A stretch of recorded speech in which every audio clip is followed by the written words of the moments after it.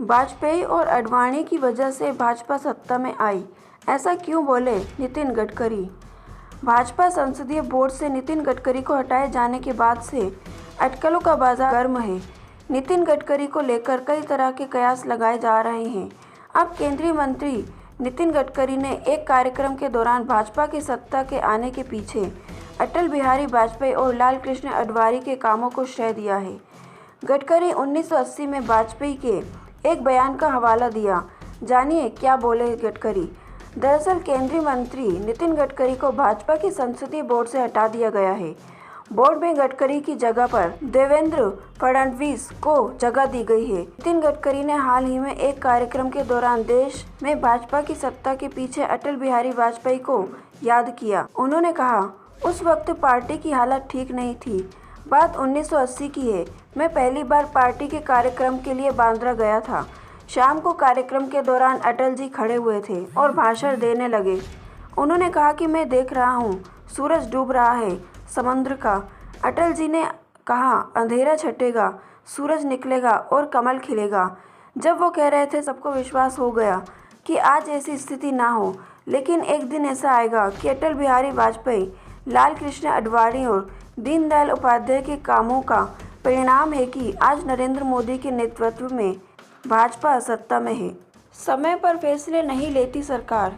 नितिन गडकरी ने फिर इशारों में कह दी चुभने वाली बात। अपने बेबाक बयानों के लिए चर्चित नितिन गडकरी ने एक बार फिर अपने ही अंदाज में बात की है। एक कार्यक्रम में संबोधित करते हुए उन्होंने कहा कि सरकार अपने फैसले समय पर नहीं लेती और यह एक समस्या है। गडकरी ने कहा, आप चमत्कार कर सकते हैं, यह संभावनाएं भी मौजूद है और क्षमता भी है। मेरा कहना है कि भारत के इंफ्रास्ट्रक्चर का भविष्य सुनहरा है। हमें अच्छी तकलीफ और नए सुधारों को स्वीकार करना होगा। हमें दुनिया और भारत की अच्छी रिसर्च और सफल प्रैक्टिस को स्वीकार करना होगा। नितिन गडकरी ने कहा कि हमारे पास वैकल्पिक चीज़ें होनी चाहिए। इससे हमें क्वालिटी से समझौता किए बिना ही लागत में कमी ला सकते हैं। निर्माण के काम में टाइम बहुत अहम होता है। ये सबसे बड़ी पूंजी है। सबसे बड़ी समस्या यह है कि सरकारें समय पर फैसले नहीं लेती है। उन्होंने कहा कि तकनीक और संसाधनों से भी ये महत्वपूर्ण चीज़ है। उन्होंने कहा कि हमारे पास बहुत क्षमता है, लेकिन हम 60 लाख करोड़ रुपए के ईंधन का आयात करते हैं और ये समस्या की बात है। उन्होंने कहा कि हमें हमेशा ये बात ध्यान रखनी चाहिए कि काम समय पर पूरे होने चाहिए। बीते दिनों उन्होंने कहा था, सत्ता के लिए होती है राजनीति। उन्होंने कहा कि मैं महाराष्ट्र में मंत्री था तो मैंने कह दिया था कि जो एक दिन पहले बनेगा तो 1 लाख रुपए का इनाम मिलेगा। यदि देरी हुई तो फिर इसी हिसाब से फाइन देना होगा। मुहिम में फ्लाईओवर बनाने के लिए समय 24 महीने का था, लेकिन ठेकेदार ने 21 महीने में ही तैयार कर दिया। इसकी वजह यह थी कि उसे बोनस मिलना था। बता दें कि नितिन गडकरी अक्सर ऐसे बयान भी देते रहे हैं जो भले ही विपक्ष को अनुकूल लगे, लेकिन उनकी पार्टी की नेतृत्व और सरकार को चुभने वाले होते हैं।